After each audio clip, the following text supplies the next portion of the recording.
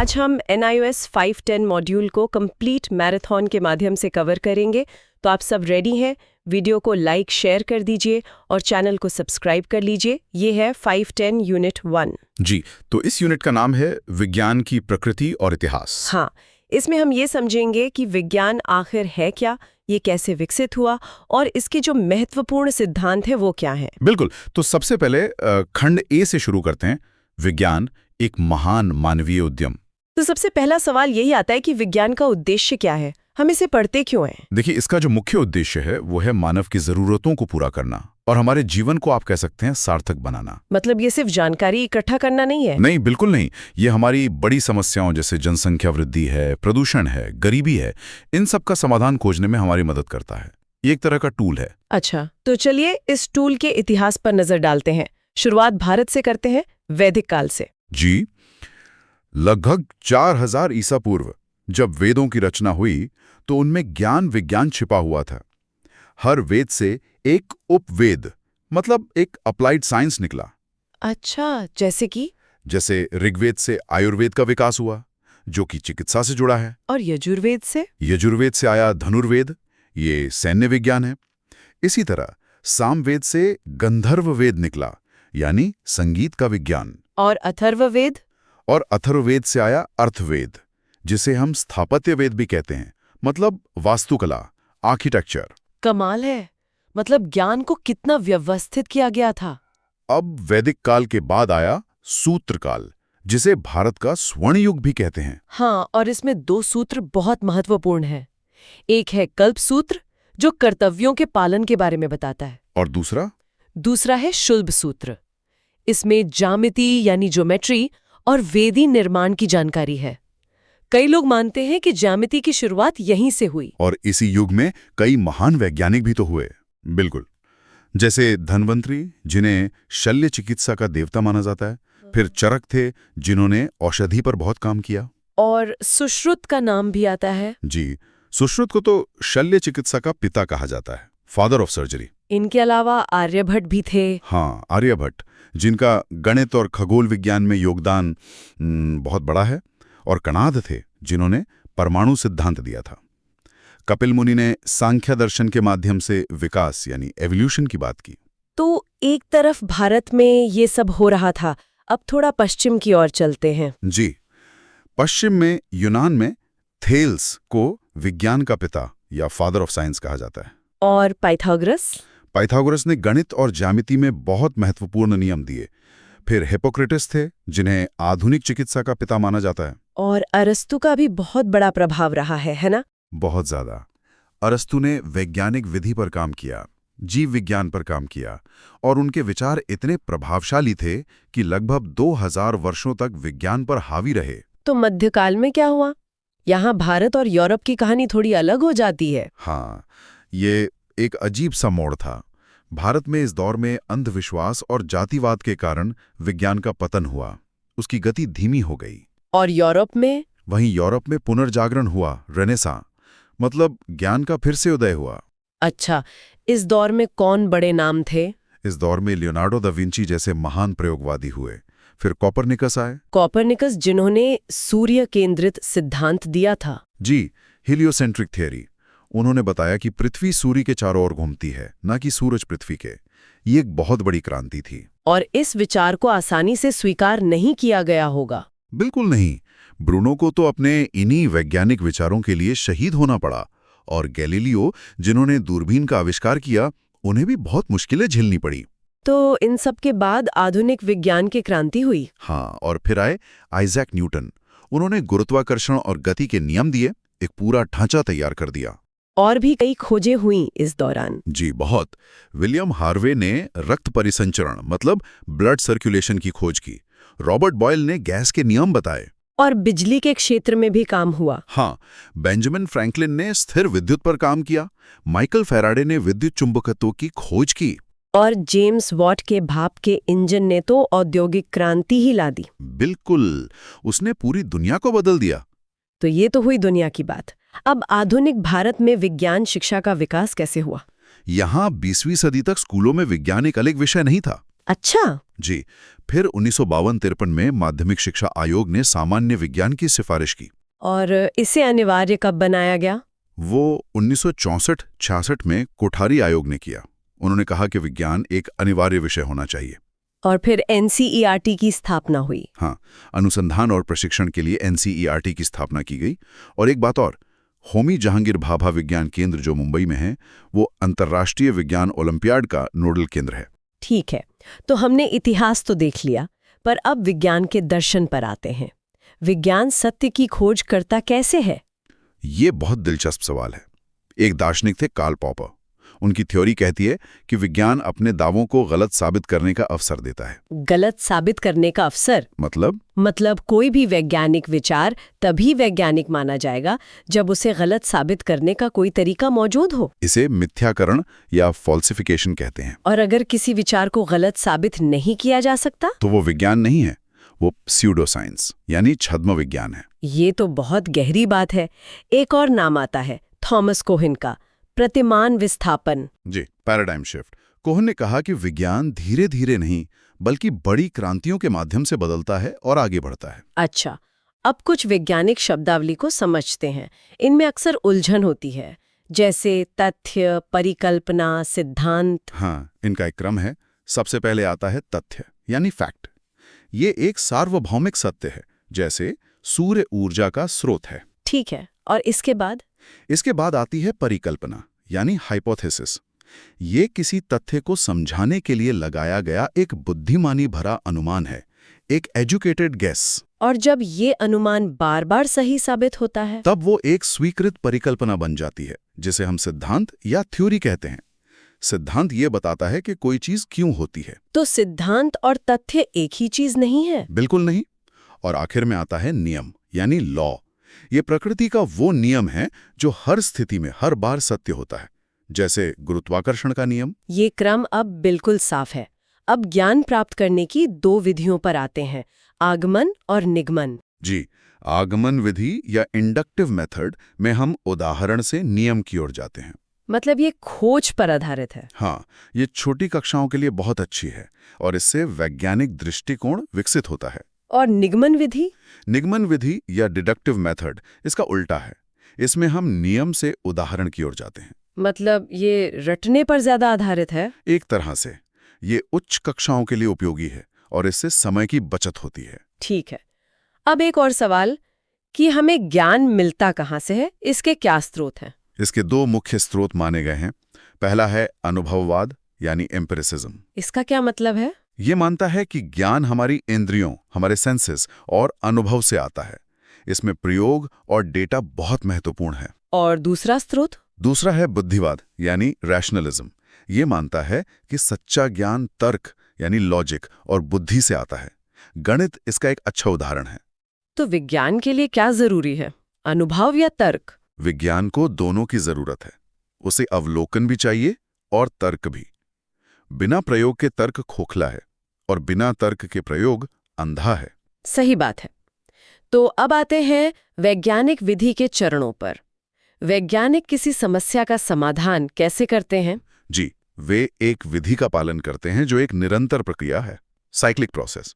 तो इसका पहला चरण क्या है? पहला चरण है समस्या की पहचान करना। आपको पता होना चाहिए कि आप क्या खोजना चाहते हैं। फिर दूसरा चरण है आंकड़े इकट्ठा करना, उस समस्या से जुड़ी जानकारी इकट्ठा करना। जानकारी इकट्ठा करने के बाद? तीसरा चरण है परिकल्पना का निर्माण करना, मतलब उस जानकारी के आधार पर एक संभावित उत्तर सोचना। और सबसे जरूरी कदम, उस उत्तर को जांचना। बिल्कुल। चौथा चरण है परिकल्पना का परीक्षण करना यानी प्रयोग करना। और आखिर में? पांचवा चरण है निष्कर्ष निकालना और सामान्यीकरण करना। ये देखना कि आपके प्रयोग के नतीजे क्या कहते हैं। तो इस पूरी विधि को अपनाने के लिए एक खास तरह की सोच चाहिए, जिसे वैज्ञानिक दृष्टिकोण कहते हैं। जी, इसमें कुछ खास गुण चाहिए। सबसे पहला है संदेहवाद यानी स्केप्टिसिज्म। मतलब बिना प्रमाण के किसी बात को न मानना। हाँ, हर चीज पर सवाल उठाना। दूसरा है निष्पक्षता यानी ऑब्जेक्टिविटी, व्यक्तिगत भावनाओं को अलग रखकर सोचना। और अपनी गलती मानने की क्षमता भी जरूरी है। बहुत जरूरी। उसे कहते हैं खुलापन या ओपन माइंडेडनेस। और आखिर में है धैर्य यानी पेशेंस, असफलता को स्वीकार करना और प्रयास करते रहना। तो एक शिक्षक का काम छात्रों में यही आलोचनात्मक चिंतन या क्रिटिकल थिंकिंग विकसित करना है। सही। विज्ञान सिर्फ तथ्य रटाना नहीं, बल्कि सोचना सिखाना है। ये था NIOS 510 यूनिट 1 का कंप्लीट एक्सप्लेनेशन। अगर वीडियो हेल्पफुल लगी हो तो लाइक और शेयर जरूर करिए। चलिए नेक्स्ट यूनिट 2 की शुरुआत करते हैं। यह है 510 यूनिट 2। चैनल को सब्सक्राइब कर लीजिए। चलिए स्टार्ट करते हैं। इस यूनिट में हम विज्ञान शिक्षण शास्त्र मतलब साइंस पेडागोजी के कुछ जरूरी पहलुओं को समझेंगे। हाँ, हम विज्ञान की प्रकृति से शुरू करेंगे, फिर देखेंगे कि पाठ्यक्रम योजना कैसे होती है, सिखाने के चरण क्या हैं, और सीखने के संसाधन कौन-कौन से हैं, और अंत में मूल्यांकन पर भी विस्तार से बात करेंगे। तो चलिए सबसे पहले और सबसे जरूरी सवाल से शुरू करते हैं। जब हम विज्ञान या साइंस कहते हैं तो उसका असल में मतलब क्या होता है? देखिए, यही सबसे बड़ी गलतफहमी है कि विज्ञान सिर्फ कुछ तथ्यों का संग्रह है। मतलब सिर्फ फॉर्मूले और परिभाषाएं रटना नहीं है? नहीं, बिल्कुल नहीं। विज्ञान असल में हमारे आसपास की दुनिया को समझने का एक तरीका है, एक नजरिया है। और इसकी प्रकृति के आप कह सकती हैं 3 मुख्य पहलू हैं। अच्छा, 3 पहलू? जी। पहला है परिवर्तन, चेंज। हमारे आसपास कुछ भी स्थिर नहीं है, सब कुछ लगातार बदल रहा है। जैसे मौसम का बदलना, हाँ या चट्टानों का बनना और टूटना। हाँ, बिल्कुल। ये समझना कि परिवर्तन ही सच है, यही वैज्ञानिक सोच का पहला कदम है। ठीक है, तो पहला पहलू हुआ परिवर्तन। हाँ। और दूसरा? दूसरा है विविधता, वेरिएशन। आप देखिए, दुनिया में सजीव और निर्जीव चीजों में कितनी ज्यादा विविधता है। हर जीव, हर वस्तु की अपनी एक अलग पहचान है। मतलब एक बिल्ली और एक पत्थर में जो अंतर है वो तो साफ है। हाँ, वो तो है ही, पर 2 बिल्लियों में भी फर्क होता है। यही विविधता दुनिया को दिलचस्प बनाती है। और तीसरा पहलू? तीसरा और शायद सबसे जरूरी है परस्पर निर्भरता, इंटरडिपेंडेंस। प्रकृति में सभी जीव और वस्तुएं एक दूसरे पर निर्भर है।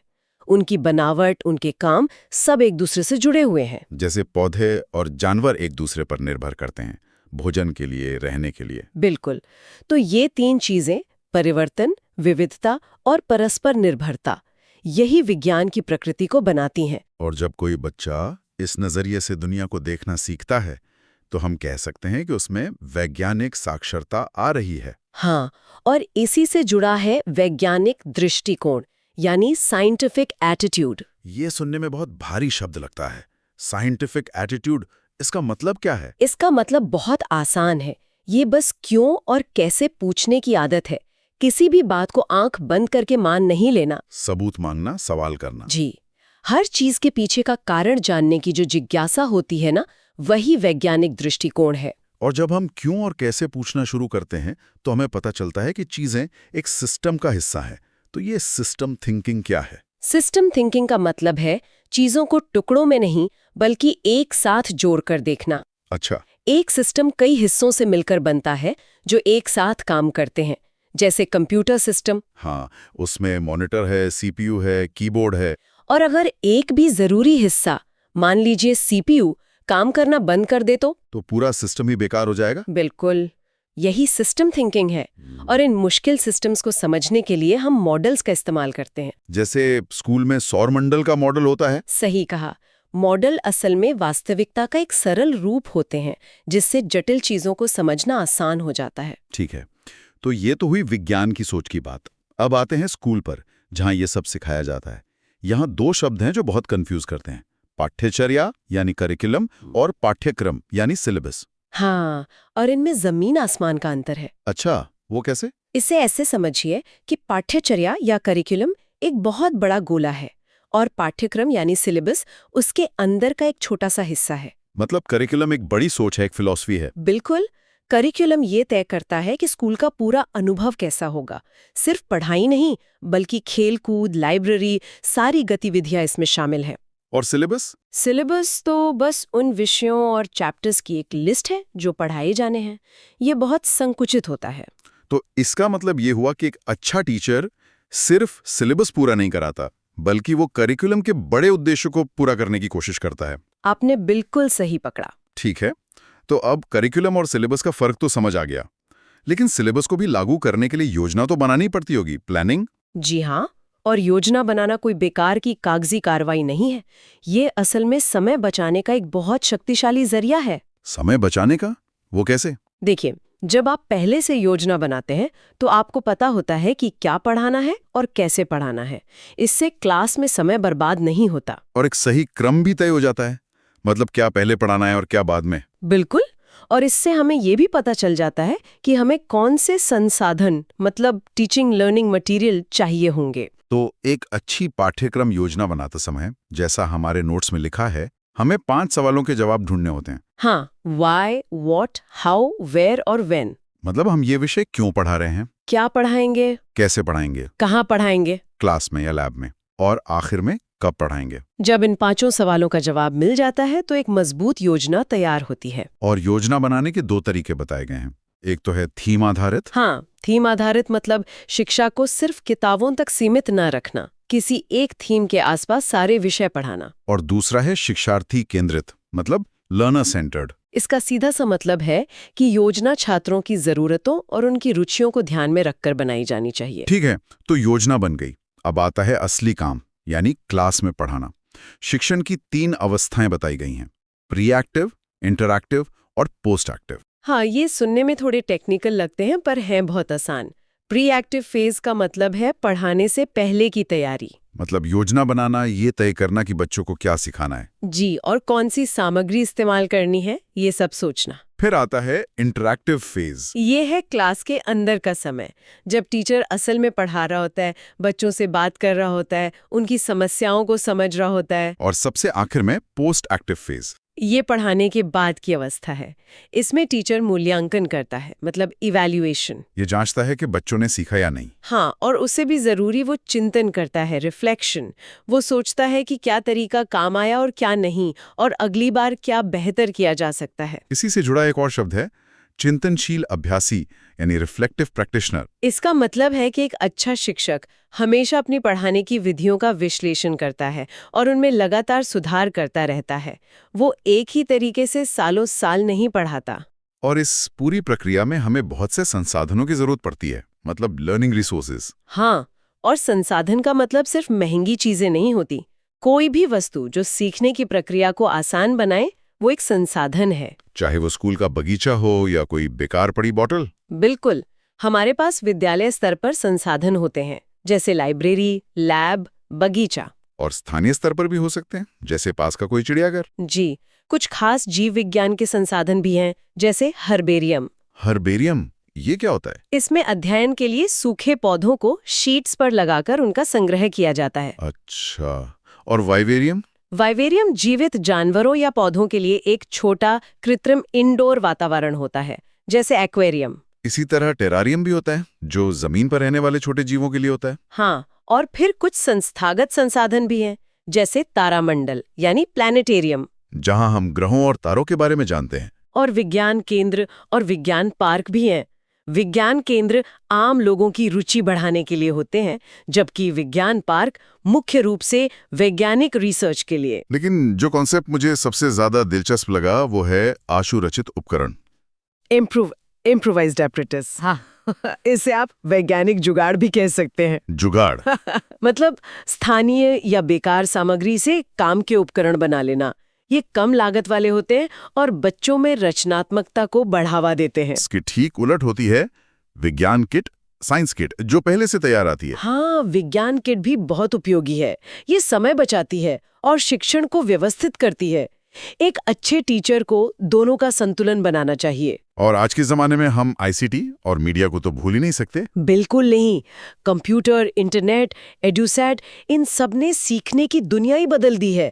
अब वर्चुअल लैब्स भी उपलब्ध हैं। तो ठीक है, हमने योजना बना ली, संसाधनों का इस्तेमाल करके पढ़ा भी दिया।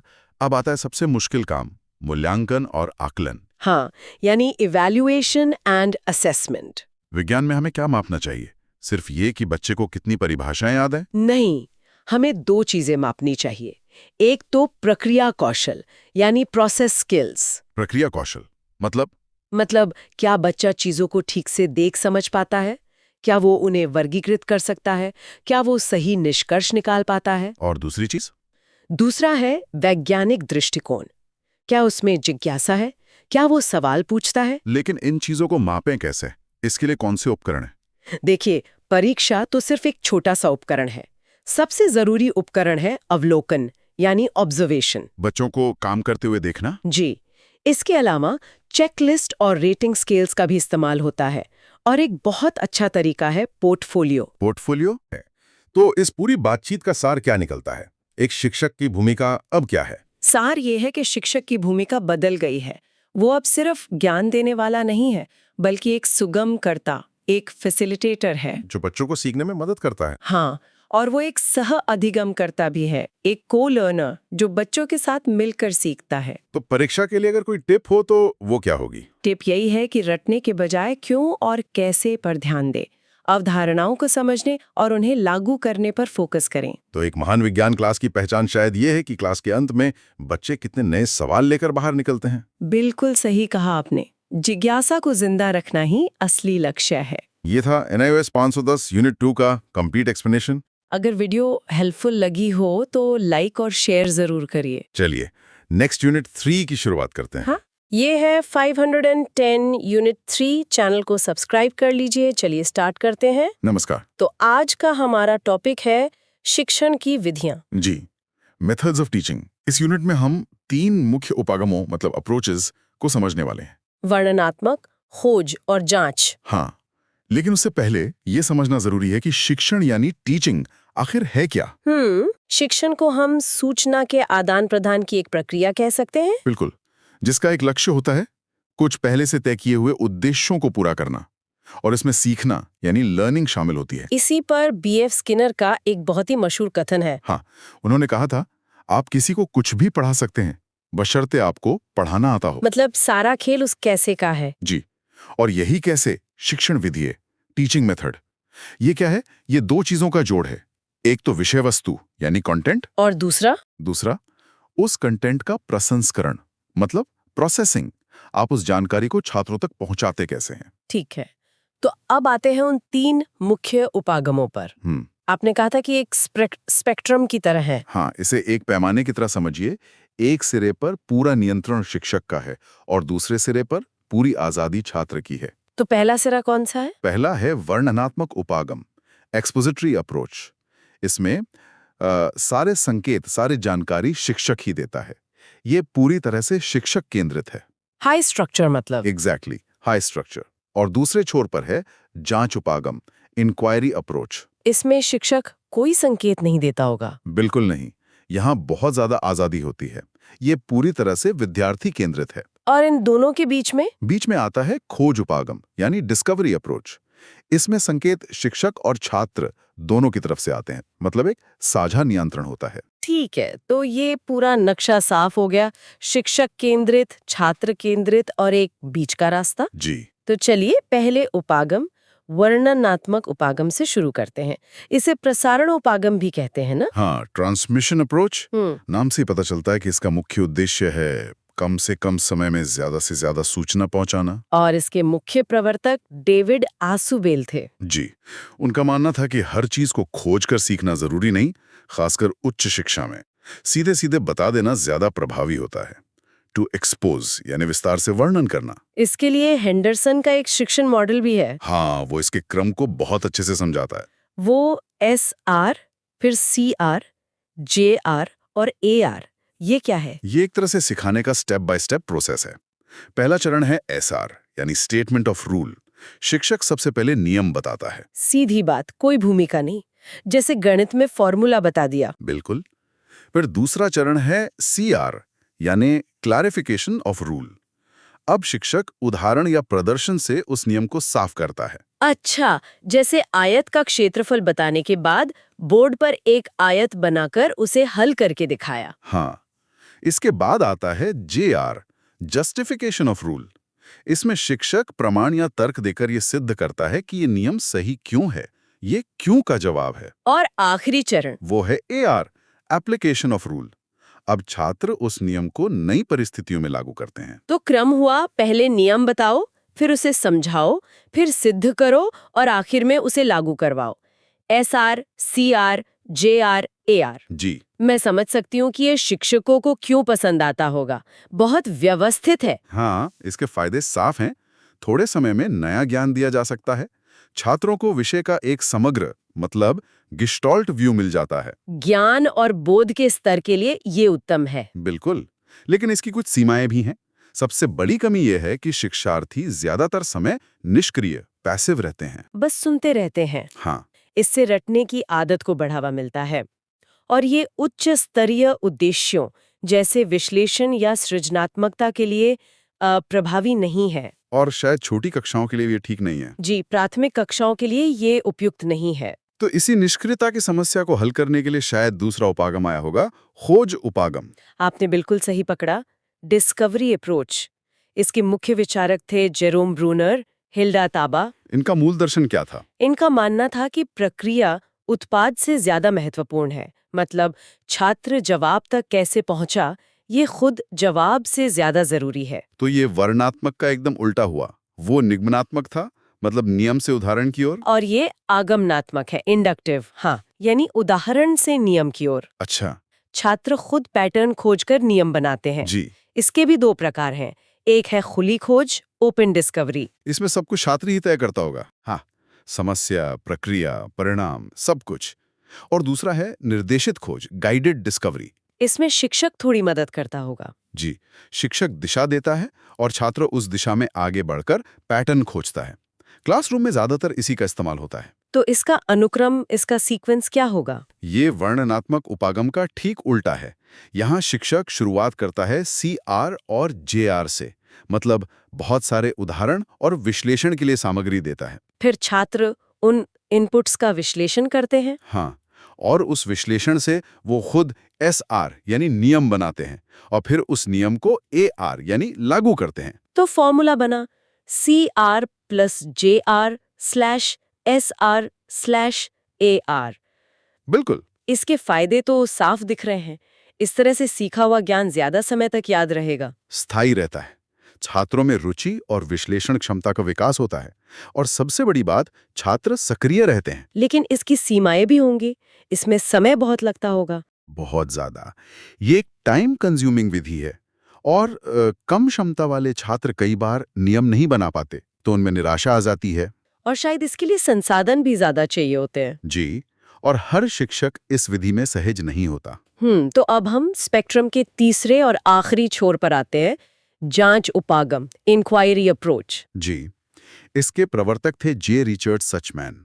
एक नियम बताया गया है कि हर जांच में खोज होती है, लेकिन हर खोज में जांच नहीं होती। इसका क्या मतलब है? इसका मतलब है कि जांच खोज का ही एक खास रूप है। जांच का फोकस बहुत स्पष्ट होता है, कारण और प्रभाव, कॉज एंड इफेक्ट का संबंध स्थापित करना। क्यों का पता लगाना। हाँ बिल्कुल, ऐसा क्यों हुआ। यहाँ शिक्षक की भूमिका बहुत दिलचस्प है। वो कोई संकेत नहीं देता, तो वो क्या करता है? वो सिर्फ एक डिस्क्रिपेंट इवेंट प्रस्तुत करता है। मतलब एक ऐसी पजलिंग सिचुएशन, एक प्रतिकूल घटना जो छात्रों को सवाल पूछने पर मजबूर कर दे। जैसे? कोई उदाहरण, मान लीजिए विज्ञान की क्लास में टीचर पानी से भरे ग्लास के ऊपर एक कार्ड रखकर उसे उल्टा कर दे और पानी ना गिरे। अच्छा। ये एक डिस्क्रिपेंट इवेंट है। छात्र तुरंत पूछेंगे, अरे ये कैसे हुआ? और यहीं से जांच शुरू होती है। लेकिन इसमें एक हाँ या ना का नियम भी है। शिक्षक सिर्फ यस और नो में जवाब दे सकता है। जी। ये सुनने में अजीब लगता है, पर यही इस मॉडल की खासियत है।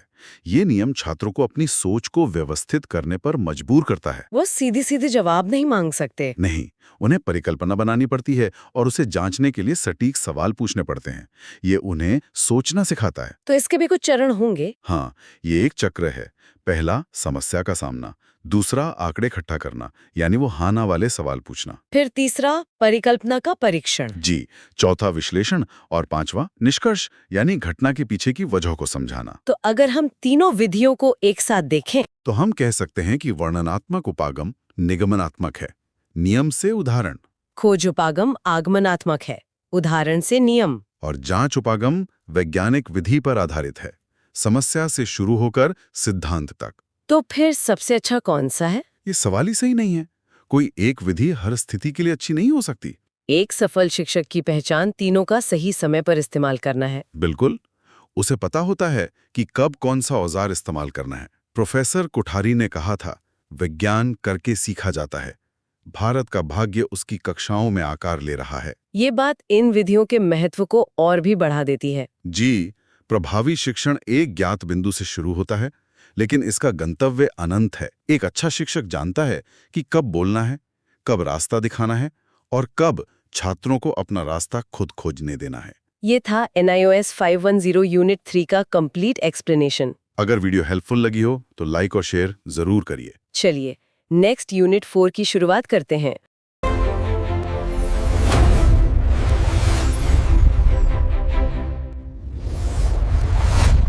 ये है 510 यूनिट 4। चैनल को सब्सक्राइब कर लीजिए। चलिए स्टार्ट करते हैं। तो आज का हमारा विषय है करके सीखना, यानी लर्निंग बाय डूइंग। हाँ, ये एक ऐसा टॉपिक है जो हम सबको कहीं ना कहीं छूता है।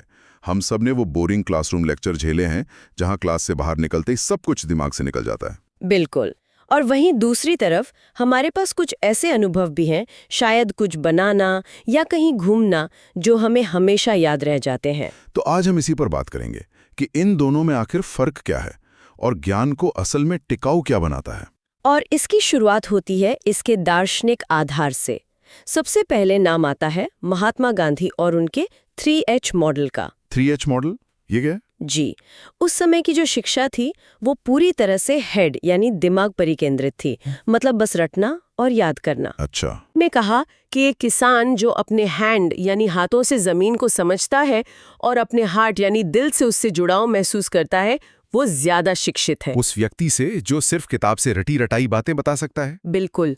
तो 3H का मतलब हुआ हेड, हैंड और हार्ट, सोचना, करना और महसूस करना। सच्ची शिक्षा इन तीनों का संतुलन है। ये चौतरफा विकास की नींव है। वाह, मतलब उन्होंने शिक्षित होने की परिभाषा ही बदल दी। और इसी से मिलता जुलता एक और विचार है, जॉन ड्यूई का प्रयोजनवाद। हाँ, प्रैग्मेटिज्म। उनका एक बहुत मशहूर कथन है, शिक्षा अनुभवों का पुनर्निर्माण है। ये सुनने में थोड़ा भारी लगता है। इसका असल में क्या मतलब है? इसे ऐसे समझिए, ड्यूई कहते थे कि हमारा दिमाग कोई खाली बाल्टी नहीं है जिसमें आप ज्ञान भरते जाएं। अच्छा, उनके हिसाब से शिक्षा अनुभव से है। मतलब हम अपने हर अनुभव से कुछ ना कुछ सीखते हैं। ये अनुभव की है, मतलब हमारा जो सिलेबस है वो हमारे जीवन के अनुभवों से जुड़ा होना चाहिए। और अनुभव के लिए है। जी, और ये अनुभव के लिए है। मतलब आज हम जो सीख रहे हैं वो हमें भविष्य में और बेहतर अनुभव के लिए तैयार कर रहा है। ये एक कभी ना खत्म होने वाली प्रक्रिया है। तो हर अनुभव अगले अनुभव की नींव रखता है। इसे यहाँ दो पहलुओं से समझाया गया है, एक है निरंतरता और दूसरी है अंतःक्रिया। जी, निरंतरता या कंटिन्यूटी का मतलब यही है कि हमारा हर अनुभव एक कड़ी की तरह है। हमारा अतीत हमारे आज को और हमारा आज हमारे आने वाले कल को शेखिल देता है। और अंतःक्रिया यानी इंटरैक्शन, वो क्या है? क्या ये वो पल है जब हमारी सोच बाहरी दुनिया से टकराती है? आपने बिल्कुल सही पकड़ा। सीखना असल में तभी होता है जब हमारी आंतरिक क्षमताएं, जैसे सोचना, योजना बनाना, बाहरी वातावरण से मिलती हैं, जैसे कुछ करना। बिल्कुल। जैसे पानी की बोतल खोलने का उदाहरण लीजिए। आपका दिमाग जानता है कि ढक्कन को घुमाना है। ये एक आंतरिक विचार है। पर जब तक हाथ उस पे सही बल नहीं लगाते, तब तक वो ज्ञान अधूरा है। एकदम। असली सीखना उस क्षण में होता है जब दिमाग का निर्देश और हाथ का एक्शन एक साथ काम करते हैं। यहीं पर एक शिक्षक की भूमिका पूरी तरह से बदल जाती है। हाँ, वो सिर्फ जानकारी देने वाला नहीं रह सकता। इसके लिए एक बहुत अच्छा मॉडल है जो शिक्षकों के 4 स्तर बताता है। एक औसत शिक्षक वो सिर्फ बताता है, मतलब टेल्स। अच्छा। एक अच्छा शिक्षक समझाता है, मतलब एक्सप्लेन्स। एक बेहतर शिक्षक वो खुद करके दिखाता है, डेमोन्स्ट्रेट्स। और एक महान शिक्षक प्रेरित करता है, इंस्पायर्स। वो छात्रों के अंदर सीखने की एक ऐसी चिंगारी जला देता है कि वो खुद ज्ञान की खोज में निकल पड़ते हैं। इसी से जुड़ी गैलीलियो की एक बात याद आती है। उन्होंने कहा था, आप किसी को कुछ सिखा नहीं सकते, आप केवल उसके अंदर जो पहले से है उसे खोजने में मदद कर सकते हैं। इसमें गहरी बात है ना? ये शिक्षक को एक ज्ञान देने वाले से बदलकर एक मार्गदर्शक या कह सकते हैं एक माली बना देता है, जो बस सही माहौल बनाता है ताकि छात्र के अंदर का बीज खुद पनप सके। बिल्कुल। तो सवाल ये उठता है कि शिक्षक ये अनुभव छात्रों तक पहुंचाते कैसे हैं? जाहिर है हमारी ज्ञानेंद्रियों के माध्यम से। और यहाँ देखने और सुनने में एक बहुत बड़ा अंतर बताया गया है। हाँ, और ये अंतर बहुत चौंकाने वाला है। रिसर्च कहती है कि एक अच्छे प्रभावी पाठ में लगभग 75% सीखना देखने से होता है। 75%? जी, जैसे कोई चार्ट देखना, कोई मॉडल समझना या किसी को कुछ करते हुए देखना। और सिर्फ 25% सुनने से। और एक खराब पाठ में इसका ठीक उल्टा होता है, 75% सिर्फ लेक्चर सुनना। सही बात है। तभी तो घंटों के लेक्चर के बाद हम थक जाते हैं और चीजें याद भी नहीं रहती। लेकिन हर चीज का अनुभव हम सीधे तौर पर तो नहीं कर सकते। जैसे मैं कभी अंटार्कटिका नहीं गया, पर मुझे पता है कि वहां बहुत ठंड होती है। बहुत अच्छा सवाल है। यहाँ पर अनुभव के 2 प्रकार सामने आते हैं। पहला है प्रत्यक्ष अनुभव यानी डायरेक्ट एक्सपीरियंस, जैसे खुद पहाड़ पर चढ़ना। इससे मिली सीख सबसे गहरी होती है। जी, लेकिन जैसा आपने कहा, हम इतिहास की किसी घटना का या अंतरिक्ष यात्रा का प्रत्यक्ष अनुभव नहीं कर सकते, तो वहां काम आता है अप्रत्यक्ष अनुभव, मतलब इनडायरेक्ट एक्सपीरियंस, जो हमें किताबों, वीडियो या दूसरों की कहानियों से मिलता है। बिल्कुल। और यही एक अच्छे शिक्षक की कला काम आती है। वो सिर्फ तारीखें नहीं बताता, वो शब्दों से उस समय का माहौल बना देता है, वो उस दूरी को पाट देता है। ये सब सुनने में तो बहुत अच्छा लगता है, लेकिन अगर मैं एक शिक्षक हूं तो ये थोड़ा मुश्किल भी लग सकता है। मैं इतने सारे बच्चों के लिए सही गतिविधि कैसे चुनूं? ये एक बहुत ही प्रैक्टिकल सवाल है। इसके लिए कुछ मानदंड है।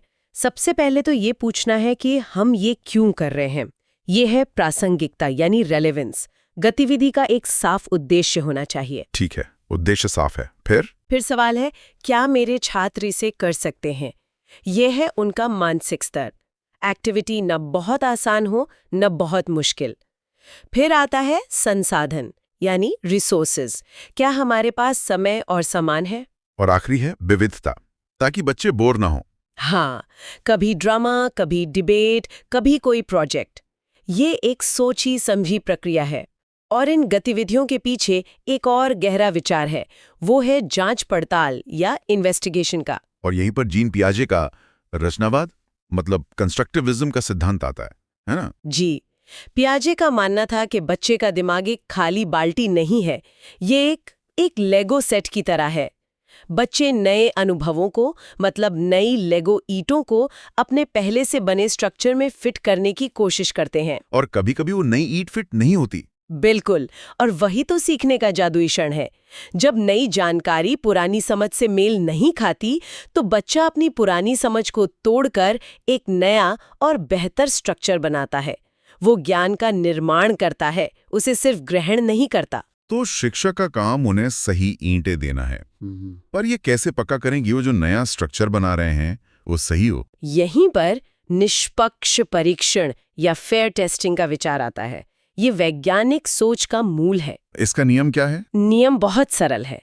एक समय में केवल एक चीज, मतलब एक चर या वेरिएबल को बदले और बाकी सब कुछ वैसा ही रखें। जैसे चाय बनाने का उदाहरण लें। हाँ, बहुत अच्छा उदाहरण है। अगर आप ये जानना चाहते हैं कि चीनी से कितनी मिठास आती है, तो आप सिर्फ चीनी की मात्रा बदलेंगे।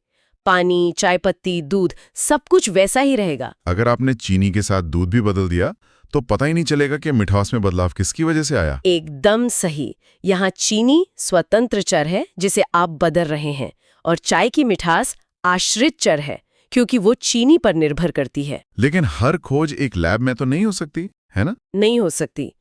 और यहीं पर जांच के दूसरे तरीके काम आते हैं। जब आप चीजों को नियंत्रित नहीं कर सकते, तो आप पैटर्न ढूंढते हैं, आप अवलोकन करते हैं और संबंध खोजते हैं। जैसे, क्या लंबे पैरों वाले लोग ऊंची छलांग लगाते हैं? अच्छा, और वर्गीकरण भी एक तरीका है। जी, क्लासिफिकेशन। दुनिया को समझने के लिए उसे व्यवस्थित करना। और कभी-कभी हम किसी जटिल चीज को समझने के लिए उसका एक मॉडल बनाते हैं, जैसे ज्वालामुखी का एक वर्किंग मॉडल। ये सब बहुत अच्छा है, छात्र जांच कर रहे हैं, मॉडल बना रहे हैं, पर ये तो बहुत शोर शराबे वाली क्लास होगी। एक शिक्षक इस माहौल को संभालेगा कैसे? यहाँ एक बहुत जरूरी सिद्धांत है, engagement is greater than obedience. मतलब सक्रिय भागीदारी आज्ञाकारिता से बेहतर है। हमारा लक्ष्य बच्चों को चुप बैठाना नहीं, उन्हें सीखने में शामिल करना है। तो इसके लिए कुछ व्यवहारिक रणनीतियां क्या हो सकती हैं? सबसे पहली और सबसे सरल है छात्रों के नाम जानना। नाम से बुलाने पर एक व्यक्तिगत जुड़ाव बनता है। दूसरा है समावेशिता, मतलब इंक्लूसिविटी। हर बच्चे को लगना चाहिए कि वो क्लास का हिस्सा है। और ध्यान खींचने के लिए चिल्लाने की जगह सकारात्मक संकेतों का उपयोग करना, जैसे हाथ उठाना या एक छोटी घंटी बजाना। और शायद सबसे जरूरी है अच्छी पाठ योजना मतलब लेसन प्लानिंग।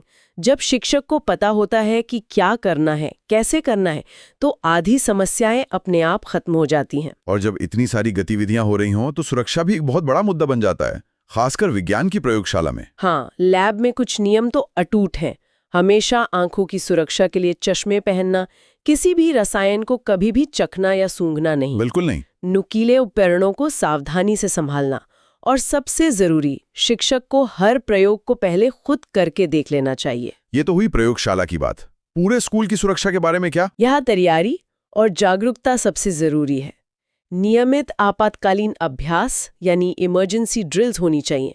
सबको पता होना चाहिए कि बाहर निकलने के रास्ते कहाँ हैं, आग बुझाने का यंत्र कहाँ है, फर्स्ट एड बॉक्स कहाँ है। तो इस पूरी चर्चा को अगर हम समेटें तो सबसे बड़े सबक क्या हैं? मेरे हिसाब से सबसे बड़ा सबक दर्शन के स्तर पर है। गांधी जी का 3H मॉडल हमें याद दिलाता है कि सच्ची शिक्षा सिर्फ दिमाग की नहीं बल्कि दिल और हाथ की भी होती है। और जॉन ड्यूई बताते हैं कि सीखना एक लगातार चलने वाली प्रक्रिया है। और सिखाने के स्तर पर ये याद रखना कि हम देखकर ज्यादा सीखते हैं। एक शिक्षक का लक्ष्य जानकारी देने वाले से प्रेरणा देने वाला बनना होना चाहिए। बिल्कुल। और जब छात्र खुद खोज करते हैं तो उन्हें वैज्ञानिक सोच सिखाना, जैसे निष्पक्ष परीक्षण का सिद्धांत, बहुत महत्वपूर्ण है। और इन सब के ऊपर सुरक्षा। एक सुरक्षित और सहायक माहौल ही सीखने की पहली शर्त है। तैयारी और जागरूकता सबसे ज्यादा जरूरी है। ये था NIOS 510 यूनिट 4 का कंप्लीट एक्सप्लेनेशन। तो शेयर जरूर करिए। चलिए नेक्स्ट यूनिट 5 की शुरुआत करते हैं। ये है 510 यूनिट 5। चैनल को सब्सक्राइब कर लीजिए। चलिए स्टार्ट करते हैं। नमस्कार। आज हम बात करेंगे विज्ञान शिक्षण के प्रबंधन और योजना के बारे में। हाँ, मतलब एक साइंस क्लास को पढ़ाने से पहले और पढ़ाने के बाद क्या-क्या होता है? बिल्कुल। इसमें हम योजना बनाने से लेकर संसाधनों का उपयोग करने और छात्रों का मूल्यांकन करने तक सब कुछ जानेंगे। तो शुरू करते हैं पहले कदम से। योजना यानी प्लानिंग। हम सब जानते हैं कि प्लानिंग जरूरी है, पर एक टीचर के लिए इसका असली मतलब क्या है? देखिए, प्लानिंग एक तरह से शिक्षण की रीढ़ की हड्डी है। ये आपको आत्मविश्वास देती है। अच्छा, इसके मुख्य रूप से 3 स्तर होते हैं। पहला है वार्षिक योजना, यानी पूरे साल का प्लान। हाँ बिल्कुल, ये एक तरह का ब्लूप्रिंट है।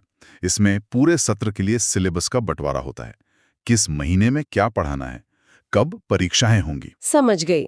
ये तो हो गया एक बड़ा नजरिया। एकदम। इसके बाद आता है दूसरा स्तर, इकाई योजना या यूनिट प्लान। मतलब उस बड़े प्लान को छोटे हिस्सों में बांटना। सही। इसमें हम एक बड़े विषय को, आप कह सकते हैं, तार्किक इकाइयों में बांट देते हैं।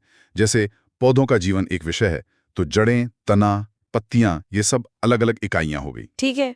और फिर तीसरा स्तर? वो है सबसे जरूरी, पाठ्य योजना या लेसन प्लान। ये तो रोज का काम हुआ। हाँ, ये एक दिन की क्लास का माइक्रो प्लान है।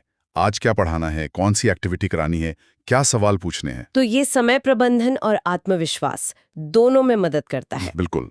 इसी से जुड़ा एक और सवाल आता है जो अक्सर कंफ्यूज करता है। पाठ्यचर्या और पाठ्यक्रम।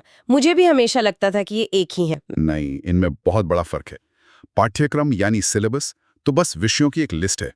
जैसे विज्ञान में प्रकाश, ध्वनि, इन सब टॉपिक्स की लिस्ट। एकदम सही।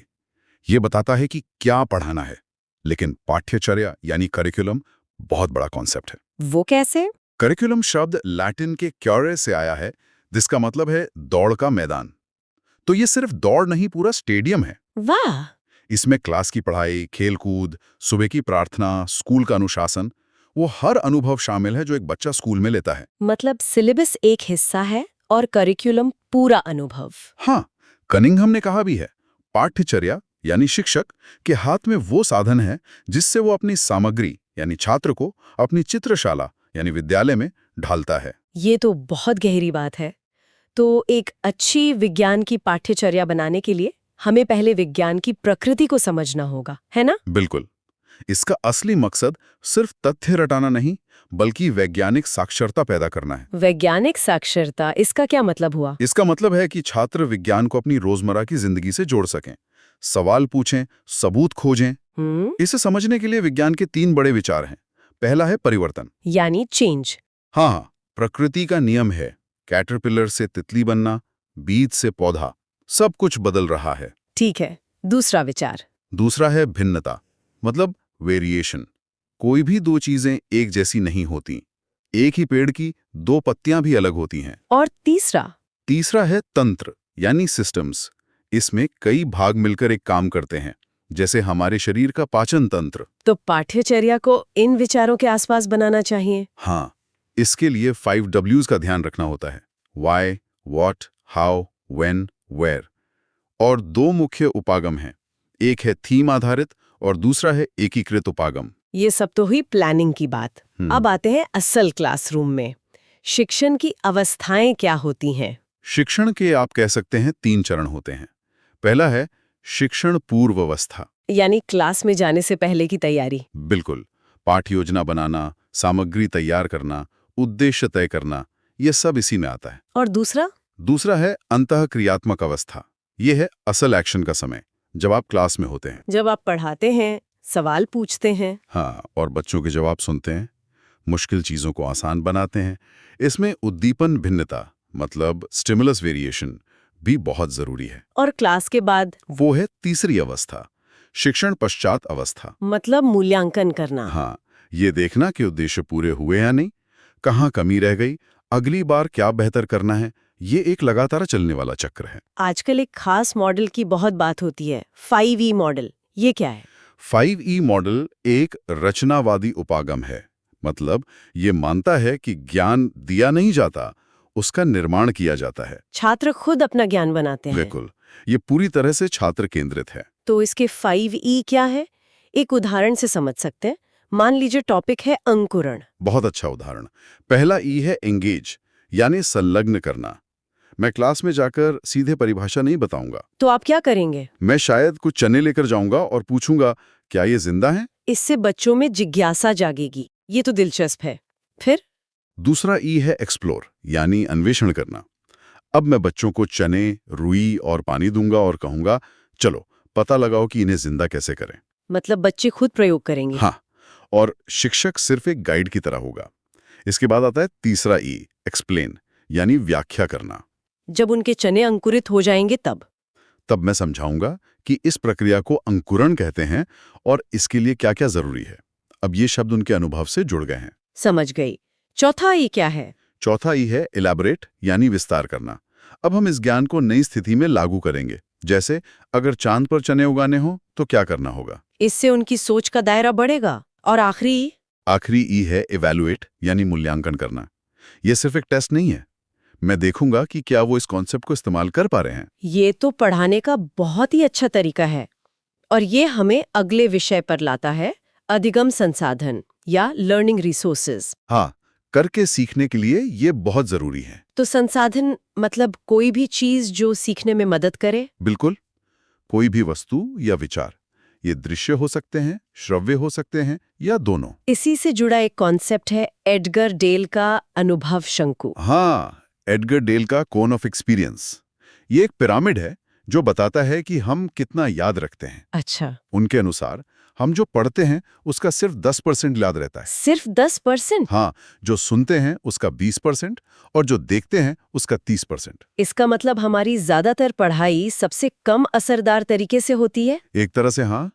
डेल कहते हैं कि जो हम खुद करते हैं उसका लगभग 90% हमें याद रहता है। इसीलिए हैंड्स ऑन एक्टिविटी इतनी जरूरी है। अनिवार्य है। तो जीव विज्ञान में हम कौन से संसाधन इस्तेमाल कर सकते हैं? एक पारंपरिक तरीका है हर्बेरियम। ये सूखे पौधों का संग्रह है जिन्हें दबाकर और सुखाकर शीट पर लगाया जाता है। ये वर्गीकरण यानी टैक्सोनॉमी के लिए अच्छा है। बिल्कुल, लेकिन जीवित पौधों के लिए वनस्पति उद्यान होते हैं जो हर स्कूल में तो नहीं हो सकते। सही कहा। इसलिए हम स्कूल में वाइवेरियम बना सकते हैं। ये एक कृत्रिम प्राकृतिक आवास है। अच्छा। हाँ, अगर ये जमीन के जीवों या पौधों के लिए है तो इसे टेरेरियम कहते हैं। और अगर पानी के जीवों के लिए है तो उसे एक्वेरियम कहते हैं, जो हम सब जानते हैं। और बड़े स्तर पर चिड़ियाघर भी एक संसाधन है। स्कूल के बाहर भी कुछ जगह हैं, जैसे साइंस पार्क, साइंस सेंटर और तारामंडल। इनमें क्या फर्क है? ये बहुत अच्छा सवाल है। साइंस पार्क अक्सर रिसर्च और इनोवेशन के लिए होते हैं, विश्वविद्यालयों से जुड़े हुए। मतलब ये आम जनता के लिए नहीं है? मुतरे नहीं। जबकि साइंस सेंटर पूरी तरह से आम जनता और बच्चों के लिए होता है। इसका मकसद है विज्ञान में रुचि जगाना। वहाँ इंटरैक्टिव मॉडल्स होते हैं। हाँ बिल्कुल। और तारामंडल यानी प्लानिटेरियम तो खास तौर पर खगोल विज्ञान यानी एस्ट्रोनॉमी के लिए होता है।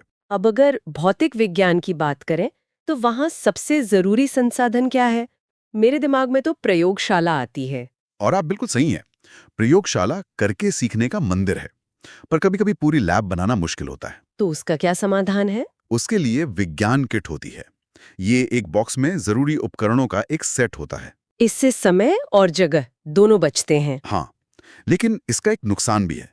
ये बच्चों की क्रिएटिविटी को शायद थोड़ा कम कर देती है। मतलब जुगाड़ करने की क्षमता को। एकदम। और यहीं पर तीसरा संसाधन आता है, इम्प्रोवाइज्ड उपकरण। यानी कम लागत वाली चीजों से बनाया गया सामान। बिल्कुल। जैसे प्लास्टिक के बोतल और गुब्बारों से फेफड़ों का मॉडल बनाना। वो जोड़ने तोड़ने का अनुभव सबसे ज्यादा सिखाता है। स्कूल के बाहर के संसाधन भी होते हैं? हाँ, जिन्हें हम सामुदायिक संसाधन कहते हैं। जैसे फील्ड ट्रिप्स। हाँ, किसी खेत या फैक्ट्री में बच्चों को ले जाना, या किसी एक्सपर्ट जैसे डॉक्टर को स्कूल में बुलाना। और आज के दौर में सबसे बड़ा संसाधन है ICT, इंटरनेट और मल्टीमीडिया। हाँ, ये अमूर्त चीजों को भी विजुअल बना देता है। हमने योजना और संसाधनों की बात कर ली। अब आते हैं सबसे मुश्किल हिस्से पर, आकलन और मूल्यांकन। ये दोनों शब्द भी अक्सर एक दूसरे की जगह इस्तेमाल होते हैं। तो इनमें क्या अंतर है? आकलन यानी असेसमेंट प्रक्रिया के दौरान होता है। इसका उद्देश्य सुधार करना है। ये निदानात्मक यानी डायग्नोस्टिक होता है। कोई उदाहरण है? एक माली का उदाहरण लेते हैं। जब माली पौधे को रोज पानी देता है, खाद डालता है, कीड़े हटाता है, ये सब आकलन है। वो ये सब इसलिए कर रहा है ताकि फल अच्छा हो। सही पकड़ा। अब मूल्यांकन क्या है? वो प्रक्रिया के अंत में होता है। मतलब जब फल उग गया। हाँ, जब माली टमाटर को तोड़कर तौलता है और कहता है यह 50 ग्राम का है और अच्छी क्वालिटी का है। यह मूल्यांकन यानी इवैल्यूएशन है। CE यानी निरंतर और व्यापक मूल्यांकन पर जोर है, जिसमें साल भर आकलन चलता रहता है। तो ये आकलन करने के लिए एक टीचर के पास कौन से औजार होते हैं? कई सारे। एक है पोर्टफोलियो, जो छात्र के सबसे अच्छे कामों का एक संग्रह है। एक होता है अवलोकन, जिसमें टीचर बच्चों को काम करते हुए देखते हैं। हाँ, एक बहुत सरल टूल है जांच सूची यानी चेकलिस्ट। इसमें बस हाँ या नहीं होता है। और एक शब्द है रूब्रिक्स। वो क्या है? रूब्रिक्स किसी काम को जांचने का एक विस्तृत पैमाना है। ये सिर्फ ये नहीं बताता कि काम अच्छा है या बुरा, बल्कि ये भी बताता है कि अच्छा काम कैसा दिखता है। एकदम। ये छात्र को बहुत स्पष्टता देता है। इस पूरी बातचीत से एक बात तो साफ है कि एक अच्छा विज्ञान शिक्षक होना सिर्फ जानकारी देना नहीं है। ये एक बहुत ही सोची समझी कला है। अंत में शिक्षक की 3 मुख्य भूमिकाएं हैं। पहला, वो एक सुविधादाता यानी फैसिलिटेटर है, ज्ञान का अकेला स्रोत नहीं। वो रास्ता दिखाता है। हाँ। दूसरा, उसे छात्रों में वैज्ञानिक दृष्टिकोण विकसित करना है, मतलब सवाल पूछने की हिम्मत। और तीसरी भूमिका? तीसरी और शायद सबसे जरूरी, उसे चिंतनशील यानी रिफ्लेक्टिव होना है। हमेशा सोचना है कि मैं इसे और बेहतर कैसे कर सकता हूँ। तो विज्ञान सिर्फ एक विषय नहीं, दुनिया को देखने का एक नजरिया है। बिल्कुल। ये था NIOS 510 यूनिट 5 का कंप्लीट एक्सप्लेनेशन। अगर वीडियो हेल्पफुल लगे हो तो लाइक और शेयर जरूर करिए। चलिए नेक्स्ट यूनिट 6 की शुरुआत करते हैं। ये है 510 यूनिट 6। चैनल को सब्सक्राइब कर लीजिए। चलिए स्टार्ट करते हैं। आज हम मूल्यांकन यानी इवैल्यूएशन की अवधारणाओं पर बात करेंगे। और साथ ही सतत और व्यापक मूल्यांकन, जिसे CCE कहते हैं, उसे भी विस्तार से समझेंगे। चलिए तो सबसे पहले आधारभूत अवधारणाओं से शुरू करते हैं। हाँ, ये बहुत जरूरी है। 4 शब्द हैं: परीक्षण, मापन, आकलन और मूल्यांकन। ये अक्सर एक दूसरे की जगह इस्तेमाल होते हैं। बिल्कुल। तो सबसे पहले बात करते हैं परीक्षण यानी टेस्ट की। टेस्ट क्या है? देखिए, टेस्ट सिर्फ एक उपकरण है, एक इंस्ट्रूमेंट। जैसे एक सवाल जवाब का पर्चा। हाँ, बिल्कुल। असल में ये बस सवाल पूछने का एक तरीका है और कुछ नहीं। ठीक है, तो टेस्ट एक उपकरण है। फिर मापन क्या हुआ? मापन होता है मात्रात्मक, मतलब क्वांटिटेटिव। क्वांटिटेटिव मतलब नंबरों में। जी, इसका परिणाम हमेशा अंकों में या किसी गणितीय संख्या में होगा। कोई उदाहरण? जैसे हम कहते हैं कि एक छात्र को परीक्षा में 100 में से 80 अंक मिले। अच्छा, तो ये जो 80 अंक हैं, ये मापन है। सही। ये सिर्फ एक आंकड़ा है। हाँ। अब आता है आकलन यानी असेसमेंट। ये मापन से अलग कैसे है? आकलन जो है वो मात्रात्मक भी है और गुणात्मक भी। क्वांटिटेटिव और क्वालिटेटिव दोनों? हाँ, इसमें अंकों के साथ साथ बच्चे के गुणों और उसकी सीखने की प्रक्रिया का भी वर्णन होता है। तो ये मापन से ज्यादा बड़ी तस्वीर दिखाता है। बहुत ज्यादा। और सबसे आखिर में आता है मूल्यांकन, इवैल्यूएशन। और ये क्या है?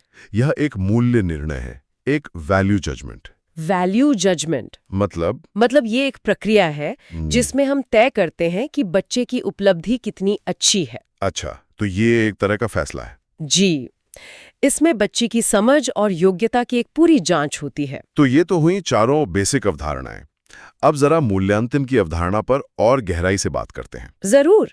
मूल्यांकन की अवधारणा को समझने के लिए पटेल की एक परिभाषा बहुत अच्छी है। क्या है वो परिभाषा? पटेल कहते हैं कि मूल्यांकन एक व्यवस्थित और सतत प्रक्रिया है। Systematic and continuous process. हाँ, और इसके 3 आधार होते हैं। कौन कौन से? पहला, उद्देश्य प्राप्ति, मतलब जो शैक्षिक उद्देश्य हमने तय किए थे, क्या वो पूरे हुए? ठीक है। और दूसरा? दूसरा है अधिगम अनुभव, लर्निंग एक्सपीरियंसेस। कक्षा में जो अनुभव दिए गए वो सीखने के लिए कितने असरदार रहे? और तीसरा आधार? तीसरा है लक्ष्य, यानी गोल्स। शिक्षा के जो बड़े लक्ष्य हैं वो कितनी अच्छी तरह से पूरे हुए। तो एक बात साफ है, मूल्यांकन सिर्फ बच्चे के ज्ञान की जांच नहीं है। नहीं, बिल्कुल नहीं। ये तो शिक्षण विधि और हमारे उद्देश्यों की सफलता की भी जांच है। और इसी से शिक्षण के 4 पक्षों का चक्र बनता है ना? सही कहा। शिक्षण अधिगम प्रक्रिया एक साइकिल की तरह है। इसका पहला पक्ष क्या है? पहला पक्ष है शैक्षिक उद्देश्य, एजुकेशनल ऑब्जेक्टिव्स, हम क्यों पढ़ा रहे हैं। और दूसरा? दूसरा पक्ष है पठन सामग्री, कंटेंट, हम क्या पढ़ाएंगे। ठीक है। तीसरा पक्ष है शिक्षण विधि यानी मेथोडोलॉजी। जी, हम कैसे और पढ़ाएंगे। चौथा पक्ष है मूल्यांकन। हाँ, जिससे पता चलता है कि बच्चे ने कितना सीखा, रिजल्ट। और दिलचस्प बात यह है कि मूल्यांकन पर ये चक्र खत्म नहीं होता। नहीं, बल्कि यहीं से हमें प्रतिपुष्टि मतलब फीडबैक मिलता है, जिससे हम अपने उद्देश्यों और तरीकों में सुधार कर सकते हैं। बिल्कुल। ये एक लगातार बेहतर होने वाला चक्र है। चलिए अब उस मॉडल पर आते हैं जिसने सीखने को समझने का तरीका ही बदल दिया, ब्लूम का वर्गीकरण। हाँ, ब्लूम्स टैक्सोनॉमी, ये बहुत महत्वपूर्ण है। ब्लूम ने सीखने के 3 मुख्य क्षेत्र या डोमेन बताए हैं। पहला है संज्ञानात्मक, कॉग्निटिव। जी, जो हमारे मस्तिष्क या विचार से जुड़ा है, द हेड। इसमें ज्ञान और बौद्धिक कौशल का विकास होता है। सही। दूसरा है भावात्मक यानी अफेक्टिव, ये हमारे हृदय या भावनाओं से जुड़ा है, द हार्ट। इसमें रुचि, दृष्टिकोण और मूल्य जैसी चीजें आती हैं। और तीसरा है मनोगत्यात्मक, साइकोमोटर, जो हाथ या क्रिया से जुड़ा है, द हैंड। बिल्कुल। इसमें शारीरिक कौशल आते हैं, जैसे चित्र बनाना या कोई प्रयोग करना। अक्सर स्कूलों में सारा ध्यान सिर्फ पहले वाले यानी कॉग्निटिव डोमेन पर ही रहता है। और यही समस्या है, बच्चे को थियोरी पता है पर वो कर नहीं पाता। मूल्यांकन का मकसद इन तीनों में संतुलन बनाना है। चलिए कॉग्निटिव डोमेन में थोड़ा और गहरा उतरते हैं। इसके अंदर भी ज्ञान के कुछ आयाम होते हैं। जी, ज्ञान के 4 आयाम या स्तर होते हैं। पहला कौन सा है? पहला है तथ्य आधारित, फैक्चुअल। इसमें शब्दावली, परिभाषाएं, मतलब बेसिक जानकारी आती है। ठीक है। दूसरा? दूसरा है अवधारणा आधारित, कंसेप्चुअल। इसमें सिद्धांतों, वर्गीकरण और नियमों की समझ आती है, मतलब क्यों और कैसे का जवाब। हाँ। और तीसरा है प्रक्रियात्मक, प्रोसीजरल। ये क्या होता है? ये बताता है कि कोई काम कैसे करना है, हाउ टू डू। इसमें कौशल, तकनीक और विधियां शामिल हैं। और चौथा आयाम है मेटाकॉग्निटिव। ये थोड़ा मुश्किल लगता है। मेटाकॉग्निटिव का मतलब है सोचने के बारे में सोचना। अच्छा। Thinking about thinking. अच्छा। इसमें छात्र अपनी ही सीखने की प्रक्रिया के बारे में जागरूक होता है। वो समझता है कि वो कैसे सीखता है, कहाँ गलती करता है। वाह, ये तो सीखने का सबसे ऊंचा स्तर हुआ। जी, और इसी कॉग्निटिव डोमेन को 2001 में संशोधित भी किया गया था। हाँ, रिवाइज्ड ब्लूम्स टैक्सोनॉमी उसे एक पिरामिड की तरह दिखाते हैं। बिल्कुल। पिरामिड में नीचे है निचले स्तर की सोच, यानी लोअर ऑर्डर थिंकिंग। इसमें क्या क्या आता है? सबसे नीचे है याद करना, रिमेम्बरिंग। फिर उसके ऊपर समझना, अंडरस्टैंडिंग। और फिर लागू करना, अप्लाइंग। और पिरामिड के ऊपर है उच्च स्तर की सोच, हायर ऑर्डर थिंकिंग। जी, उसमें आते हैं विश्लेषण करना, एनालाइजिंग, मूल्यांकन करना, इवैल्यूएटिंग। और सबसे ऊपर शिखर पर है रचना करना, क्रिएटिंग। ये बहुत दिलचस्प है, रचना करना सबसे ऊपर। हाँ, यही सबसे बड़ा बदलाव था। नए मॉडल ने कहा कि ज्ञान का अंतिम लक्ष्य कुछ नया बनाना है, सिर्फ आलोचना करना नहीं। ये तो पूरी सोच ही बदल देता है। अब बात करते हैं अनुदेशात्मक उद्देश्यों की, इंस्ट्रक्शनल ऑब्जेक्टिव्स। उद्देश्य 2 तरह के होते हैं, सामान्य और विशिष्ट। जी। सामान्य उद्देश्य जो होते हैं वो व्यापक और दीर्घकालिक मतलब लॉन्ग टर्म होते हैं। जैसे बच्चों में वैज्ञानिक दृष्टिकोण विकसित करना। बिल्कुल। और विशिष्ट उद्देश्य अल्पकालिक यानी शॉर्ट टर्म होते हैं। ये एक ही कक्षा में पूरे किए जा सकते हैं। हाँ, और इन्हें लिखने का एक खास नियम है। इन्हें हमेशा व्यवहार परिवर्तन के रूप में लिखा जाता है। मतलब ऑब्जर्वेबल बिहेवियर, ऐसा व्यवहार जिसे देखा जा सके। एकदम सही। हमें जानना या समझना जैसे शब्दों का प्रयोग नहीं करना चाहिए। क्योंकि हम समझ को देख नहीं सकते। सही। इसकी जगह हमें क्रियात्मक शब्दों एक्शन वर्ब्स का प्रयोग करना चाहिए। जैसे तो फोकस इस पर है कि छात्र क्या करेगा, ना कि इस पर कि वो क्या जानेगा। बिल्कुल। और जब छात्र कुछ करते हैं तो वो विज्ञान प्रक्रिया कौशल का इस्तेमाल करते हैं। साइंस प्रोसेस स्किल्स, इनके भी कुछ भाग हैं। हाँ, पहले है बुनियादी कौशल। इसमें आता है अवलोकन यानी ऑब्जर्वेशन। अपनी इंद्रियों का उपयोग करके जानकारी इकट्ठा करना। फिर है वर्गीकरण क्लासिफिकेशन, चीजों को समूहों में बांटना। और संप्रेषण कम्युनिकेशन। जी, चार्ट या ग्राफ से अपनी बात दूसरों तक पहुंचाना। और कुछ उन्नत कौशल भी हैं। हाँ, जैसे मापन, मेजरमेंट, अनुमान, एस्टिमेशन और भविष्यवाणी प्रिडिक्शन। और एक है निष्कर्ष निकालना इन्फरेंस। जी, अवलोकन और पुराने ज्ञान के आधार पर किसी बात की व्याख्या करना। ये सारी बातें हमें आंतरिक मूल्यांकन यानी इंटरनल असेसमेंट की तरफ ले जाती हैं। हाँ, ये वो मूल्यांकन है जो स्कूल का शिक्षक पूरे साल करता है। इसका क्या फायदा है? फायदा ये है कि शिक्षक अपने छात्र को सबसे बेहतर जानता है। ये मूल्यांकन निरंतर चलता है। और ये निदानात्मक भी होता है, डायग्नोस्टिक। बिल्कुल। इससे बच्चों के सीखने की कठिनाइयों का पता लगाकर उन्हें सुधारा जाता है। और इसी विचार से जन्म हुआ सतत और व्यापक मूल्यांकन यानी CCE का। जी, CCE बच्चे के समग्र विकास पर ध्यान देता है। इसमें सतत का क्या मतलब है? सतत यानी कंटिन्यूअस का अर्थ है कि मूल्यांकन शिक्षण अधिगम प्रक्रिया का ही एक हिस्सा है और नियमित अंतराल पर होता है। और व्यापक? व्यापक यानी कॉम्प्रिहेंसिव का मतलब है कि इसमें शैक्षिक और सहशैक्षिक दोनों पक्षों का मूल्यांकन होता है। स्कॉलास्टिक और कोस्कॉलास्टिक मतलब पढ़ाई के साथ साथ जीवन कौशल, खेल और मनोवृत्ति भी। एकदम सही। इसका लाभ है परीक्षा का तनाव कम करना और रटने की प्रवृत्ति को रोकना। पर एक सवाल है, भावात्मक पक्ष जैसे रुचि या मूल्य, इनका मूल्यांकन कैसे करें? ये एक चुनौती है। इसके लिए लिखित परीक्षा काम नहीं करती। तो फिर? इसके लिए अलग उपकरण है, जैसे प्रोजेक्ट कार्य, जिससे समूह में काम करने की क्षमता का पता चलता है। वाद विवाद भी हो सकता है। हाँ, वाद विवाद से आत्मविश्वास की जांच होती है। शिक्षक का रोज का अवलोकन ऑब्जर्वेशन भी बहुत जरूरी है। और जांच सूची यानी चेकलिस्ट? उससे समयबद्धता और नियमितता जैसे गुणों की जांच होती है। सुनने में तो CCE बहुत अच्छा लगता है, पर इसे लागू करने में चुनौतियां भी तो होंगी। बहुत चुनौतियां हैं। सबसे बड़ी है शिक्षक छात्र अनुपात। कक्षाओं में बच्चों की संख्या बहुत ज्यादा है। समय की कमी भी एक मुद्दा है। हाँ, भारी पाठ्यक्रम और समय की कमी। हर बच्चे पर व्यक्तिगत ध्यान देना मुश्किल हो जाता है। और समाज की मानसिकता भी तो एक चुनौती है। सबसे बड़ी चुनौती वही है। समाज में आज भी रटने और नंबर लाने पर ज्यादा जोर है। तो फिर निष्कर्ष क्या है?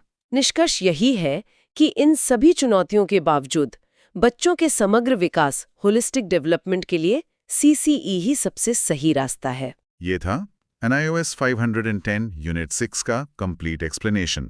अगर वीडियो हेल्पफुल लगी हो तो लाइक और शेयर जरूर करिए। चलिए नेक्स्ट यूनिट 7 की शुरुआत करते हैं। ये है 510 यूनिट 7। चैनल को सब्सक्राइब कर लीजिए। चलिए स्टार्ट करते हैं। आज का हमारा विषय है विज्ञान शिक्षण, मुद्दे और चुनौतियां।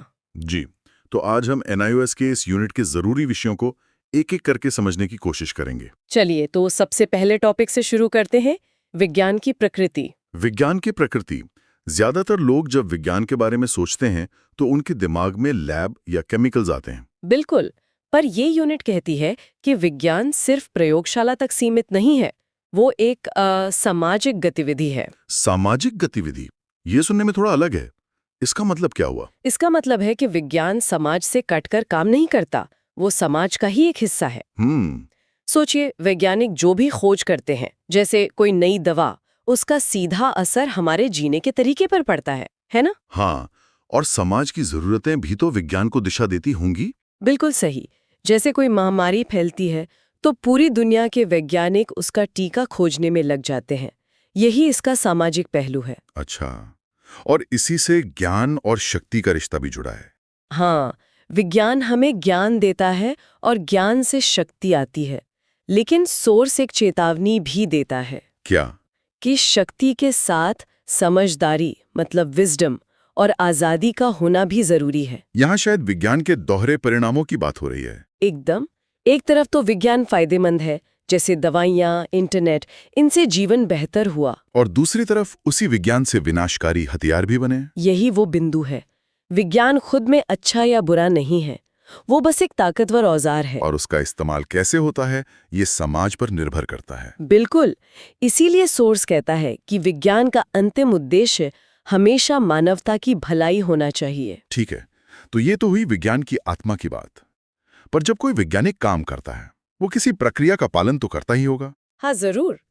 यहीं पर वैज्ञानिक विधि या साइंटिफिक मेथड की बात आती है। ओके। और ये कोई बहुत मुश्किल चीज नहीं है, बल्कि सोचने का एक व्यवस्थित तरीका है। तो इसका पहला कदम क्या है? पहला कदम है अवलोकन, ऑब्जर्वेशन। अवलोकन मतलब सिर्फ ध्यान से देखना? सिर्फ देखना नहीं, बल्कि कुछ ऐसा देखना जो आपके मन में सवाल पैदा करे। जैसे न्यूटन ने सेब को गिरते हुए देखा और सोचा कि ये नीचे ही क्यों गिरा। बिल्कुल। जब आप बार बार कुछ देखते हैं तो आपको एक पैटर्न नजर आने लगता है। जैसे हर सुबह सूरज पूरब से निकलता है, ये एक पैटर्न है। सही।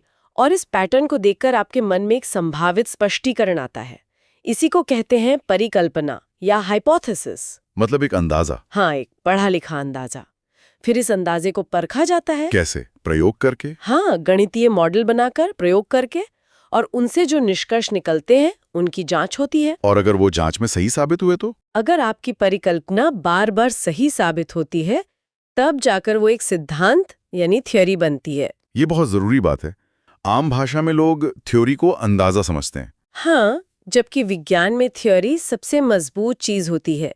उसे हजारों बार परखा जा चुका होता है। पर विज्ञान कभी ये दावा नहीं करता कि उसे अंतिम सत्य मिल गया है। कभी नहीं। यही तो इसकी खूबसूरती है। अगर कल कोई नया सबूत मिले तो विज्ञान अपने सिद्धांतों को बदलने के लिए तैयार रहता है। ठीक है, तो मान लीजिए मैंने एक प्रयोग किया और एक नतीजा निकाला। मैं कैसे यकीन करूं कि मेरा नतीजा सही है? बहुत अच्छा सवाल। यहीं पर बात आती है विश्वसनीयता और वैधता की। Reliability and validity. हाँ, विश्वसनीयता का सीधा सा मतलब है पुनरावृत्ति। मतलब अगर मैंने दिल्ली में एक प्रयोग करके पता लगाया कि पानी 100 डिग्री पर उबलता है, तो किसी और को टोक्यो में भी वही नतीजा मिलना चाहिए। बिल्कुल। और अगर नतीजा अलग आता है तो मतलब कहीं कुछ गड़बड़ है। गड़बड़ कैसी हो सकती है? सोर्स के मुताबिक 2 मुख्य कारण हो सकते हैं। या तो उपकरण में कोई खराबी थी या फिर प्रयोग करने का तरीका गलत था। तो जब तक कोई भी कहीं भी उसे दोहराकर वही नतीजा ना पाले, उसे वैज्ञानिक तौर पर स्वीकार नहीं किया जाता। एकदम। यही चीज विज्ञान को अफवाहों से बचाती है। ठीक है, तो हमने विज्ञान की प्रकृति और प्रक्रिया समझ ली। अब बच्चों तक इस सोच को कैसे पहुंचाया जाए? पाठ्यक्रम कैसे बनना चाहिए? देखिए, सोर्स इस पर बहुत जोर देता है कि विज्ञान को अलग अलग सब्जेक्ट्स में बांटकर नहीं पढ़ाना चाहिए। अच्छा, मतलब फिजिक्स, केमिस्ट्री, बायोलॉजी को अलग अलग करके नहीं? हाँ, उन्हें ऐसे पढ़ाया जाए कि बच्चे उनके बीच का कनेक्शन देख सकें। कोई उदाहरण दे सकते हैं इसका? जरूर। जब हम पाचन तंत्र पढ़ाते हैं, वो बायोलॉजी का विषय है ना? हाँ। लेकिन पेट में जो एसिड खाना पचाता है वो केमिस्ट्री है, और खाने से जो ऊर्जा मिलती है वो फिजिक्स के नियमों से चलती है। सब जुड़ा हुआ है। ये तो बहुत दिलचस्प तरीका है। पर सोर्स में मूल्यों के विकास की भी बात की गई है। हाँ, और ये बहुत गहरा बिंदु है। विज्ञान पढ़ाने से आप सिर्फ तथ्य नहीं सिखाते। तो और क्या सिखाते हैं? आप बच्चे को सवाल पूछना सिखाते हैं। ये है जिज्ञासा। आप उसे नए तरीकों से सोचने के लिए प्रेरित करते हैं। वो है सृजनशीलता। और ईमानदारी भी। हाँ, जब वो अपने प्रयोग के नतीजों को बिना हेरफेर के बताता है तो वो ईमानदारी सीखता है। और सबसे बड़ी बात, वो सबूतों पर भरोसा करना सीखता है। ये मूल्य तो सिर्फ विज्ञान में ही नहीं, जीवन में भी बहुत काम आते हैं। बिल्कुल। अच्छा, इन मूल्यों के लिए कुछ खास स्किल्स की भी जरूरत पड़ती होगी? सोर्स में प्रक्रिया कौशल की बात है। हाँ, एक है आधारभूत कौशल, जैसे ध्यान से देखना, नापना, चीजों को ग्रुप्स में बांटना। ये तो बेसिक चीजें हुई। हाँ, और दूसरे हैं जटिल सोच वाले कौशल, जैसे तुलना करना, समस्या को सुलझाने के लिए योजना बनाना और खुद एक प्रयोग डिजाइन करना। इसका मकसद बच्चे को सिर्फ जानकारी का उपभोक्ता नहीं बल्कि ज्ञान का निर्माता बनाना है। क्या बात है, एकदम सही पकड़ा आपने। और यहीं से हम आते हैं जांच पड़ताल आधारित अधिगम पर। इंक्वायरी बेस्ड लर्निंग इसका उद्देश्य है बच्चे को एक नन्हा वैज्ञानिक बनाना। मतलब पारंपरिक तरीके से बिल्कुल अलग। हाँ, पारंपरिक तरीके में टीचर जवाब देता है, इस तरीके में टीचर बच्चे को सही सवाल पूछने में मदद करता है। तो इसमें शिक्षक की भूमिका बदल जाती है। बिल्कुल, शिक्षक सब कुछ जानने वाले से सीखने में मदद करने वाला, यानी एक फैसिलिटेटर बन जाता है। वो उन्हें सीधे जवाब नहीं देता बल्कि जवाब तक पहुंचने का रास्ता दिखाता है। एकदम। विज्ञान कोई मंजिल नहीं है, वो सत्य की ओर जाने का एक रास्ता है, और ये तरीका बच्चों को उस रास्ते पर चलना सिखाता है। ये सब सुनने में तो बहुत अच्छा है, पर डर ये है कि ये ज्ञान सिर्फ क्लासरूम तक न रह जाए। इसे असल जिंदगी से कैसे जोड़ें? ये सबसे बड़ी चुनौती है। सोर्स में महात्मा गांधी का एक बहुत सुंदर कथन है। क्या है वो? कि शिक्षा को बच्चे के शारीरिक, मानसिक और आत्मिक सभी पहलुओं का विकास करना चाहिए, और ये तभी होगा जब ज्ञान किताबों से निकलकर असल दुनिया में आएगा। जैसे रसोई में खाना बनाना भी तो एक तरह का केमिस्ट्री का प्रयोग है। बिल्कुल, दही का जमना, प्रेशर कुकर का काम करना, ये सब विज्ञान ही तो है। तो जब बच्चा स्कूल में सीखी गई बातों को असल जिंदगी में काम करते हुए देखता है, तब जाकर वो ज्ञान उसके लिए अर्थपूर्ण, मतलब मीनिंगफुल बनता है। और शायद यहीं पर बाल केंद्रित कक्षा का विचार आता है। लर्नर सेंटर्ड क्लासरूम, जहां सीखने का केंद्र शिक्षक नहीं बल्कि बच्चा खुद होता है। इसका मतलब बच्चों को अपनी पसंद की गतिविधि करने की आजादी देना। हाँ, आजादी देना, करके सीखने यानी लर्निंग बाय डूइंग पर जोर देना, और सबसे जरूरी उन्हें ये सिखाना कि सीखा कैसे जाता है। लेकिन इसमें तो बहुत समय लगेगा, क्लास में थोड़ी अव्यवस्था भी फैलेगी। जरूर, ये तरीका ज्यादा समय और धैर्य मांगता है, थोड़ा अस्त व्यस्त भी होता है, पर इससे जो सीख मिलती है वो बहुत गहरी और स्थायी होती है। तो अगर एक बच्चा इस तरह से विज्ञान सीखता है तो वो सिर्फ एक अच्छा प्रोफेशनल ही नहीं, एक बेहतर नागरिक भी बनेगा। बिल्कुल, और इसी को वैज्ञानिक साक्षरता या साइंटिफिक लिटरेसी कहते हैं। इसका मतलब ये तो नहीं कि हर किसी को मुश्किल फॉर्मूले पता हो? नहीं, इसका मतलब है कि एक आम नागरिक के तौर पर आप वैज्ञानिक सूचनाओं के आधार पर सही निर्णय ले सकें। जैसे आज के दौर में क्लाइमेट चेंज या वैक्सीनेशन जैसे मुद्दों पर राय बनाने के लिए। एकदम, ये समझने के लिए कि कौन सी जानकारी भरोसेमंद है और कौन सी अफवाह, ये क्षमता ही वैज्ञानिक साक्षरता है। अच्छा, इस तरह की शिक्षा को बढ़ावा देने के लिए क्या कोई सरकारी पहल भी हो रही है? हाँ, कई है। जैसे इंस्पायर नाम का एक कार्यक्रम है जो युवा प्रतिभाओं को विज्ञान की तरफ आकर्षित करता है। और राष्ट्रीय बाल विज्ञान कांग्रेस भी है? जी, ये सब इसी सोच को जमीनी स्तर पर लाने की कोशिशें हैं। और टेक्नोलॉजी का क्या रोल है इसमें? टेक्नोलॉजी का तो बहुत बड़ा रोल है।